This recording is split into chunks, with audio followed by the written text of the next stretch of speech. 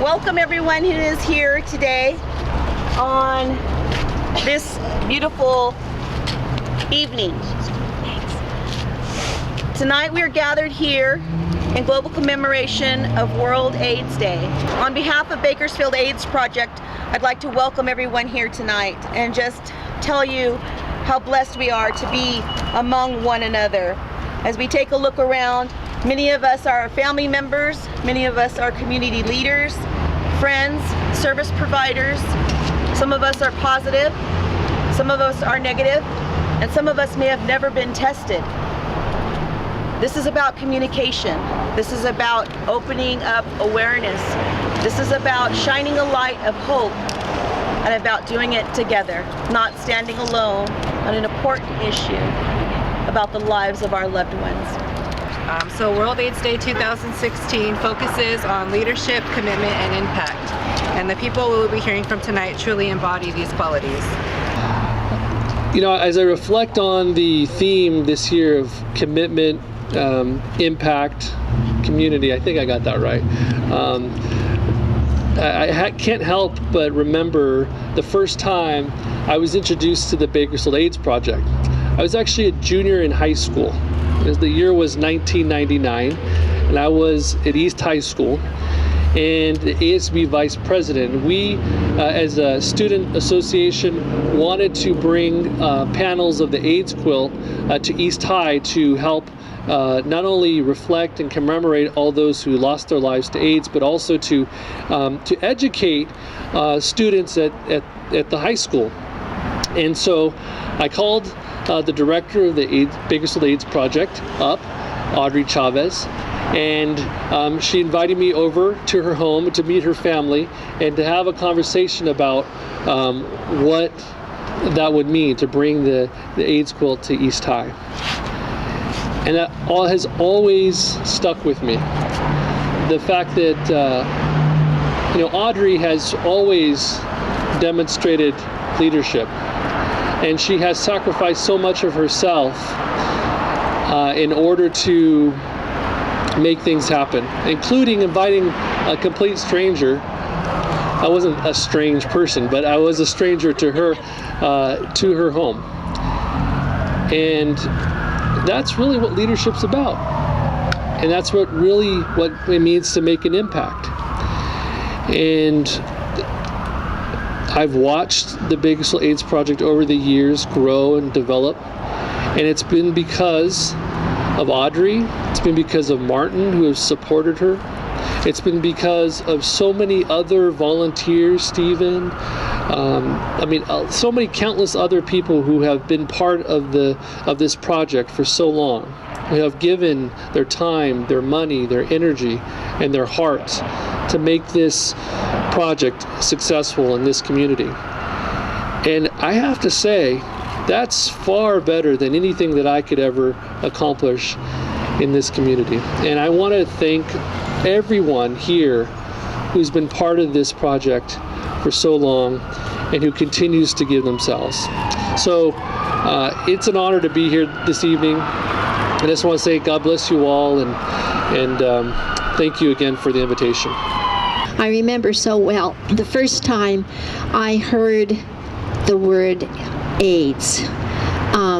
I remember where I was in my house. I just remember so well, and it was on the news being reported that there was an epidemic starting in San Francisco, and that a virus and no cure, and people were dying.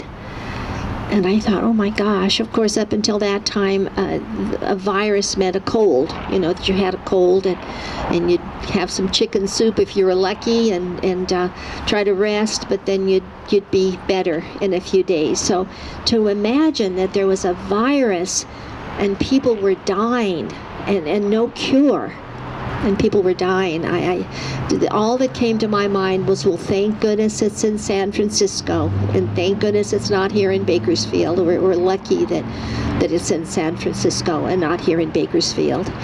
And then it just seemed to fast forward to really quite a short time later, that my daughter told me that there was something that she needed to tell me. And I just by her tone and just her somber tone, I realized it was something pretty important to her. And she, I went to where she was living with her dad at the time, and went to see her, and I, come on, Joyce, Joyce, come on, it can't be that bad. There's nothing that we can't, that's probably, I can't think of anything has not already happened, and we've gotten through everything, and whatever it is, we'll get through that. And so my daughter then, with great pain, she was saying, Mom, I've got HIV. And Mom, I've got HIV. And it was so early in the disease, I'd never heard of HIV. And I kept saying, what? And I've got HIV. What? I heard her, but what's that? What does that mean? What does that mean? And finally she said, Mom, I've got AIDS. So the second time I was hearing that word. And now my daughter, my beautiful daughter, was telling me that she was infected with AIDS, and went on to say that the doctor had said that she had 2 years. She was infected with AIDS, and she probably had 2 years to live. And that's when our lives changed, our world changed, our family changed, and we became a family with a very, very sad secret. It was a secret. We couldn't tell anybody. That was very early. All people knew was that it was a virus. There was no cure, and people were dying. That's what we knew about AIDS. And now my daughter had just told me that she was infected with AIDS, and she had 2 years. So believe me, it was just an experience that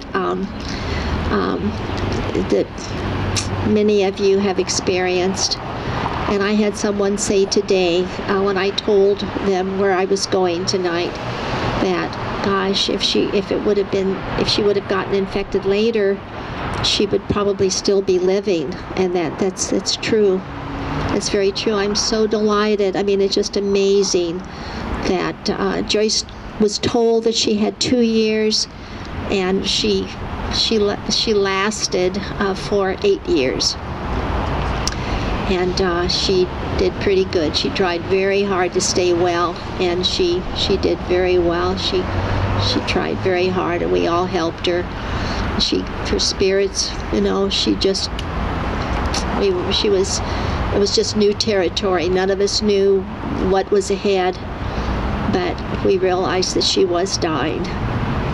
She was definitely dying, and she was just a young, healthy, beautiful young girl, and she died. We are community. Just every possible connection to this AIDS virus that there is. We have mothers who have lost children. We have siblings that have lost their siblings and their parents.